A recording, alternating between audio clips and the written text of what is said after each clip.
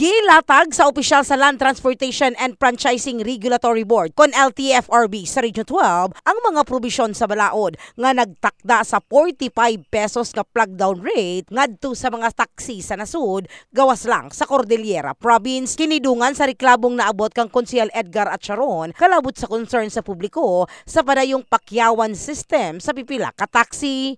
To discuss matters on a public concern, fair matrix and authorized taxi flag down rate for taxi services in General Santos City. On behalf of the LTFRB Region 12, Regional Director Paterno Renato C. Padua, we have here Attorney John Paul D. Macabad to shed light on the issues. He will discuss to us the taxi flag down rates for taxi services in General Santos City. Matod ni Attorney John Paul Macababat, Legal Officer sa LTFRB 12, base sa probisyon, naalang sa 40 pesos ang plug down rate sa taxi sa nasud. Apan gidugagan kini og 5 pesos, hinungdan nga nasa 45 pesos ang kasamtangang plug down rate sa mga taxi.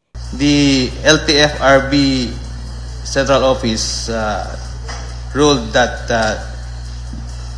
the plug down rate of 40 pesos for taxi services authorized to operate in the National Capital Region and in the provinces, they are authorized to increase the flag down rate in the amount of 5 pesos, thereby increasing the rate from 40 pesos to 45 pesos. And the succeeding kilometer of 13.50 pesos per kilometer is still retained. Liyo ni ini gipasalig sa opisyal nga andam ang ilang buhatan nga muatiman o galing dunay formal nga reklamo batok dunay prangkisa nga taxi. In the heart of changing lives, kini sa Brigada Richelle Gubalani, Brigada News.